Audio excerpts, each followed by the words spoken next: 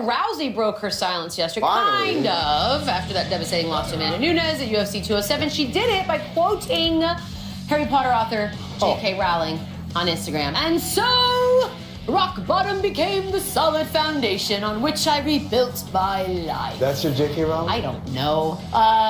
You guys know how I feel about inspirational quotes and posters and whatnot. But where do you go from a J.K. Rowling quote? You know what? The best explanation of where Ronda Rousey is right now, because for me, I hate to say it, but I'm off her as a fighter because I've seen consecutively she's not a fighter. She's not fighting the opposition. Look, it's one thing to get knocked out, but don't you hit the panic button? Don't you hit the break emergency in case of break glass in case of emergency situation? Hello, I say it. That one. Yeah. Can you show me something other than I got rocked and now I'm going down? Here's the thing. Chael Sonnen said it best, and he's amazing. He said, I've never seen a fighter who is so defined by their wins and losses, so wrapped up in the sport and not compartmentalize and realize you do this and then you have a world outside of that. And that's a dangerous place where she is right now. She rides the wave. But that's not her doing, is it? Well, yeah, she's riding the wave. No, but I'm saying it's not her doing in the sense that everything that came along with being Ronda Rousey was, of course, tied to the fact that she was like this awesome chick in the octagon. She looked great, and so everything happened. I think what's scary if you're Ronda Rousey is what's going to happen now if you don't fight. Because let's be honest, she's not a great actress. The endorsements are because you're Ronda Rousey. So what happens? Here's the thing, two things. One, I'm a little upset that she didn't use a Wileyism. She that would have been so much. It was messed up from hello. Next time. Messed up from hello. But the other thing is also, someone brought this up the other day. In MMA, it's not like boxing where one loss or two losses, whatever. There are a lot of dudes with like 5, 6 losses, and they're still looked at as great fighters. She just got to get back on that wagon and build that record. But it's true, if she keeps losing, if she's truly washed, then she loses everything. Not losing, not fighting, and that's what we've seen the last 2 fights. Next up, last week, kicker Graham Gano accused the Buccaneers of Bush League tactics. Now, the Bucs video board, which is located by the field goal uprights, broadcasted a live game feed, so it made appear to Gano that he was kicking at 2 sets of uprights. Nice. Something that wasn't done when the Bucs were kicking field goal pellets. Look at that. That's so you can feel like you're there. Look, the NFL has investigated. They said no rules were broken. It's sort of like an Inception type thing.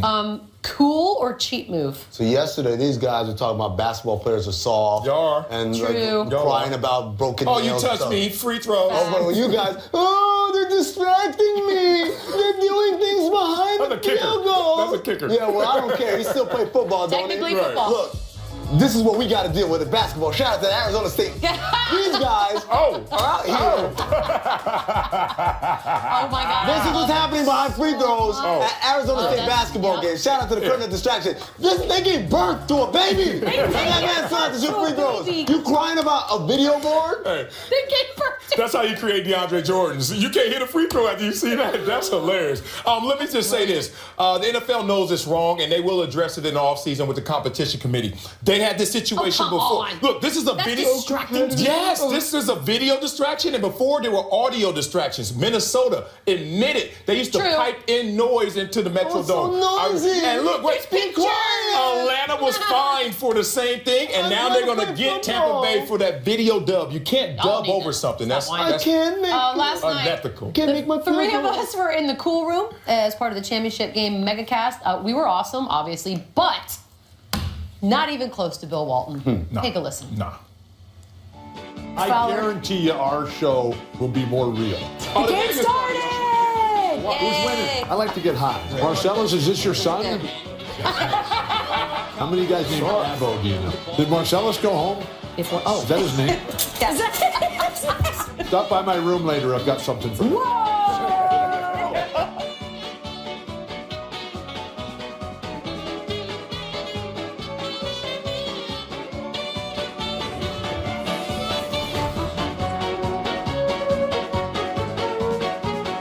You really didn't go home. Look at you, Amin.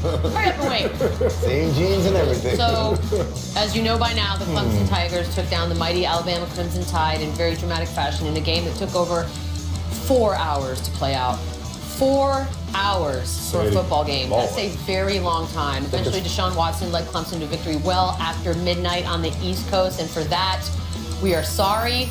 Conference commissioners and head coaches have said this season that games are too long, and here we go. The evidence. Marcellus. Yes, ma'am. I think the three of us up here suffer from a little bit of attention deficit disorder. Was it worth it in the end? Absolutely not. Because, no, for real. Like, I know conventional wisdom tells you, because of the ending, forget those hours that we suffered through to get to that place. Nope. But those are two different conversations and two different sentences. This is how I took it. That game was too damn long, and Amen. That was a great ending. Not that game was long, but the ending was so great I forgot about those other 3.5 hours. I did not forget. Childbirth. Yeah, exactly. And we're seeing it just go longer and longer. This is the longest season in terms of duration of college football games, and I have no understanding of why they need to stop it. Do you know why this happened? Ad sponsors? 2 words. No, well, we're part of the problem. But also, Mike Duffy. Oh, that guy. Also known as Guns McGuns. Yeah. Ed This Mockley. guy. Ed Mockley. Yeah. Ed Hockley Jr. Who was on Good Morning America this morning? Was he? Yeah, No, he he was was certainly not. on a big talk show Flexing. before. I think it was GMA. Out of flexing. here. Look at him. It's real. Look He's at him. Look at him shirtless? triceps. They call him internet. Oh, success. yeah. Yes. Perfect. Hey, Perfect. Hey, I ain't gonna lie. He's in that weight room for real. Not on the I'm treadmill. not making but fun yeah. of No, him. He on the treadmill. You, for whatever reason, we had to be here last night. You showed I up. came for the food and then I got roped into working. You really did. Hey, this is what I'm going to say. Nothing's free. That middle part of the game was long, dull, and boring. Yes. But that end was incredible. And, you know, especially when you have the switching of the momentum, the switching of Marcellus's pick. That's a great point. Alabama, Clemson, Lot of drama. You know, and if you didn't have fun watching that game, then you should have been watching the megacast because we had fun, There you even go. though we weren't really watching the game. Also, I like my job, so I'm not going to say it was a bad show yet. The TV show was spectacular. No, That's don't not do how this that. works. Don't do Yes, that. it is. It's just like Major League Baseball. You come to a realization that what is this for Right. if we're going to take that long to do the same thing we could do and maybe half the time? The best thing that came out of last night, Jay Billis came up with this idea. He said, we need to treat refs Yep, it was good. like streakers at a sporting event. It was we a good never thing. show them on TV. Also, Because- Bill Walton was a great part of last night. Yes, he was. For me personally. That's all I have. He's a treasure. He is an A American. national treasure. I want to discuss another thing that happened. This actually happened in the game. We almost missed it. It appeared as if Clemson ran a pick play on their final possession, leading to Hunter Renfro's game-winning touchdown catch. Now, Clemson fans elated, Alabama fans crying foul. Marcellus, our football expert, did they get away with an illegal play here? Absolutely. They got away with one. You can see the reaction of the Alabama defender in the moment. Look, when you run a pick play, referees are on notice. They are aware that this is a rub play, a pick play. There's a certain way you have to do it, a certain etiquette to it. You have to play it off. But if you intentionally pick me, flags, and I see it week in, week out, they throw the flag. He comes in darted with his helmet and hits the guy in the chest. That's the most blatant pick I've seen, and I've seen less get called. And in this moment, this critical situation, they decided to swallow their whistle, and it made no sense. That was certainly I a know, foul. this is the time to Look, decide. Look at that. Come on, man.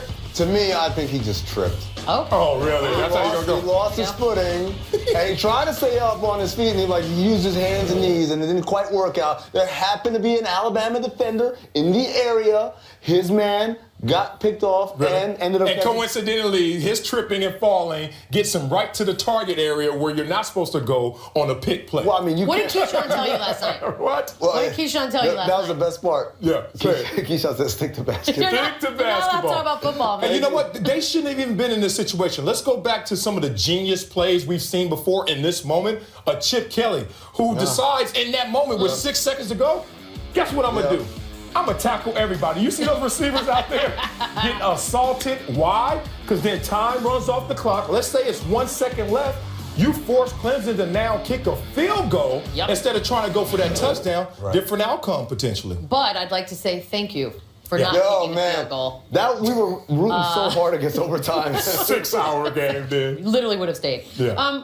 A very peculiar thing happened last night while we were actually all here. It was sort of breaking as this happened. Derrick Rose went missing from the Knicks last night without permission, but later reached team officials and told them he had returned to Chicago to deal with a family issue. But for a while, no one knew where he was. According to Frank Isola, this reflects poorly on Phil Jackson.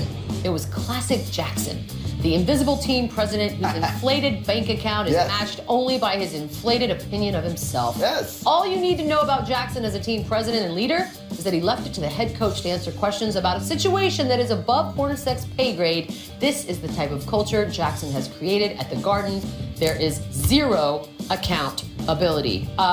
Since all of this, Rose has rejoined the team. He's been fined for the absence, won't be suspended. But let's go back to the fact that this is an indictment on Phil. You agree? Well, first of all, obviously, we got to start with this indictment of Derrick Rose. Absolutely. You couldn't pick up a phone. I'm not saying you have to explain yourself, what you're going through. Just say, guys, I'm not going to be there. Got a situation. And that's it. You don't have to respond, and that's the beauty of text messaging. It's not a phone call where you got to go back and forth with someone. It's a text and I'll put it in my pocket, don't look at it again, right? Absolutely. But there is something to be said that there wasn't a single team employee that this guy felt comfortable or close enough to mention this. I was on the radio today with Keyshawn Johnson. Keyshawn said, well, you know, sometimes when you don't get along with your coach, you don't want to talk to him. I said, that's fine. There wasn't an assistant coach. Yeah. There wasn't a trainer. There wasn't a director of personnel. There wasn't one person. Well, he might have told the player and said, keep this between me and you. And players are going to keep that internal. Even if they're like, we just don't even know where he is. And they can't just be like, look, he's fine. He's fine. Yeah. He'll tell you in a bit. But I find it hard to believe that there's nobody in the organization. He felt comfortable enough to just say, I'm not going to be there. Yeah, I've never seen that in my athletic experience. A guy says, I don't want to go to the game or I can't go to the game and I won't tell anyone. Something inside of me tells me he told someone, maybe a lower level figure, maybe in confidence. And then that person said, I'm not going to disclose that. Maybe. That's what I'm giving Derrick Rose. But let's talk about Frank Isola. Let's be frank with Frank right now. Because when I'm reading through this, I'm trying to really find out what happened to Derrick Rose. I've never seen this before. But instead, he uses this as clickbait and throws Phil Jackson in this situation. I have never seen in my life a team president take roll call for a game. Have you ever seen a team president sitting there? Is Derrick Rose in the building? That's not his job. So if he's really doing his job, Frank, guess what? He doesn't know where Derrick Rose is until everyone else sees him on the court. So Frank Isola for doing that. Well, what about it's the word culture, though? What about, because I think that's what Frank's the big message was, is the overall culture that's been built Look, Frank's not saying that Phil had to know where dude. If dude leaves and never says anything, how are any of us to know? But what Frank is saying is, this is a situation. It's not a run-of-the-mill situation. This is the part where, this is why you get the big bucks, to stand up in front of the cameras and say, we don't know where he is, but as soon as, or whatever, we'll have a further comment later. But you don't hide behind your PR people. You definitely don't hide behind your head coach. But don't go with culture, because listen to this, mama. The best cultures we see in sports, in football, New England Patriots, they have some indiscretions. You think? You think, right? They had a serial killer on your payroll. Preach. Now let's go to basketball, the Spurs. They've had some indiscretions as well. Steven Jackson and all this. Yeah. He's your team. Like, my point is, no matter what culture you're talking about, there's going to be problems. Why are you going to blame Phil for this? No, because they're not successful, that's why. And I do think there's a resentment within that New York world right now that he's gotten all this money, and really what has he done? Or at least to them. Vacation. What have you done for me? Heck of a recently. Love it there. That's right. Where's the brooch? Yeah, brooch. Presented by Toyota. We do have some winners and losers. Mr. Grabby Hands, Ben Boulware. Very close. Action Jackson. I'm starting to think he's just in touch with his emotions. Yeah. What I'm I would hate to be the dude that went after him with the trophy. With his fingers and his mouth and nah. I hate to be the dude in the NFL training camp on special teams and seeing him come down, because he is going to be psycho missile coming down. Psycho missile. He's into it. He's emotional. We'll see how it works out. Is he going to make it to training camp? He is. Is he going to make it? I'm just asking. I don't see the talent level transitioning to like a full-time starter. He reminds me of that dude on Ballers last season, the one that was like a troublemaker. Oh, yeah. That dude was a top 5 pick. I know, but for some reason. But he was a top 5 pick. That dude. I don't see that out of Boulware, but he's into it. He's into it. Action Jackson. Winner. Yeah. This is the greatest moment of the night. That's 42, right? Clemson D lineman Christian. Oh, white. Is this Fingers McGee right here? Is that Fingers McGee then? Are we confirming this once and for all? The one that grabs you in the Clemsons? He is. He touches the Clemsons. Okay, Marcellus.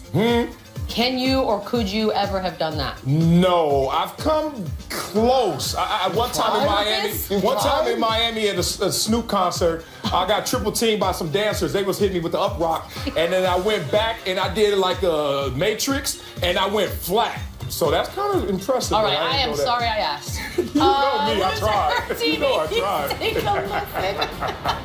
I tried.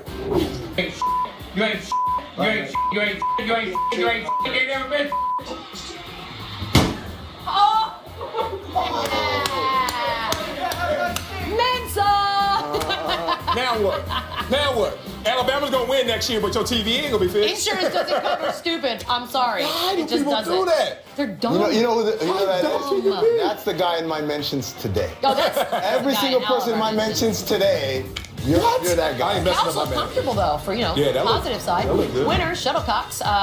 What? I don't know. Check out the sweet badminton rally. I have never said that sentence in my life. Sweet. No, first of all, badminton is an amazing sport. Cross it off Is the it? list. Yeah, we played it in the 7th grade. I was hooked. You I know feel what like that we was? played you it in good? the summertime, like outside in someone's yard. In the or something. backyard. Really Like- good. Yeah. I really oh, like I look good right there. Oh. I wish that. I like that body I got. Me too, Marcellus. Yeah, we look right. Let's make that They happen. couldn't afford to We need to play. Photoshop me in, huh? We need to play more badminton. You are not athletic, not even in our Photoshop department. Like we can't even fix that. Nice. Look at that. We need to play But more you know, badminton. Sam, I want to thank you for being here. Oh, thanks. It's been a great job. Where's Joseph and That's gonna Jake do it. We'll see you and tomorrow. Raquel? Jake.